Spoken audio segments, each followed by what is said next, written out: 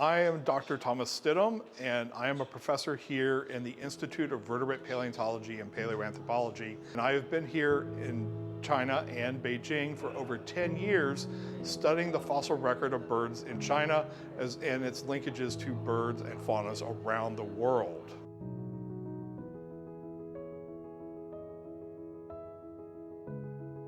Some people may say, why did you ever move to China? And I said, why would I not want to come join the top institute in the entire world with great people and so many great fossils?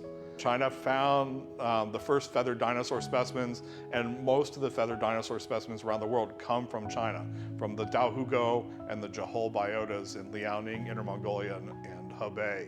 And those are constantly producing new species of dinosaurs, new discoveries, not just about dinosaurs, but mammals, early birds, many different major features of vertebrate evolution. And those are the ones that will draw many of the international researchers here, as both obviously the human evolution as well as the dinosaur to bird transition.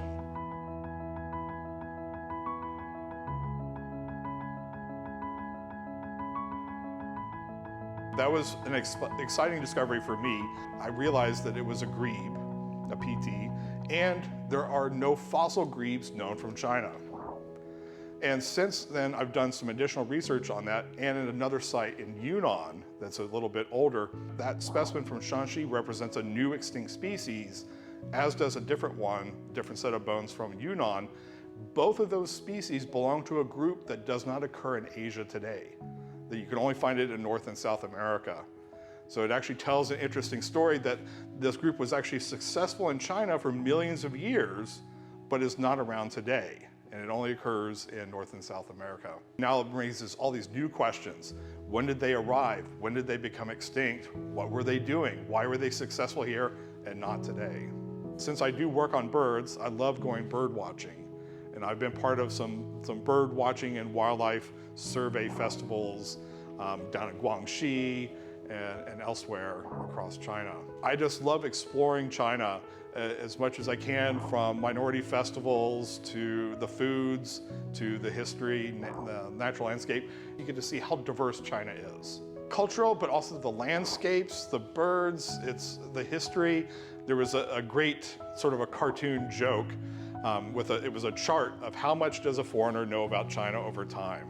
And it'll show maybe in the first 2 weeks you think you know everything, and then basically over time it just gets less and less and less. The longer you're here, you think you know less about China because you realize you've learned more about China and how much more there is to learn.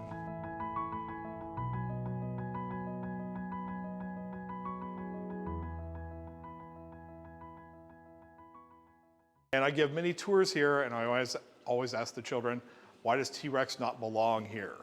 And it's because it's not from China.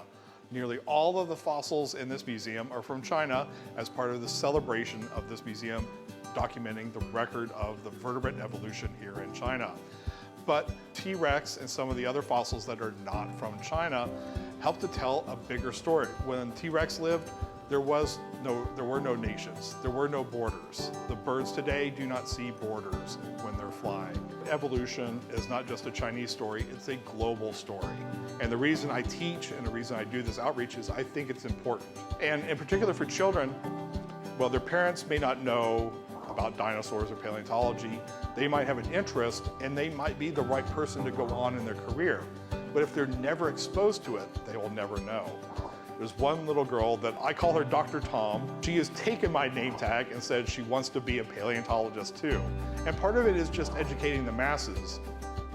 Because I've had many parents who will tell me after the event that they probably learned more than their children did. And so going through just like the museum exhibits here, telling them about the first dinosaur, or when I'm at Zhoukoudian talking about this interaction between the discoveries there along with modern Chinese history. All these things get tied in together within this science story. That science is not an isolated aspect of people's lives. It's actually integrated into especially modern China. And so it's just great to get students outside and engage with nature and showing them how amazing science can be, how amazing even just Beijing natural history is.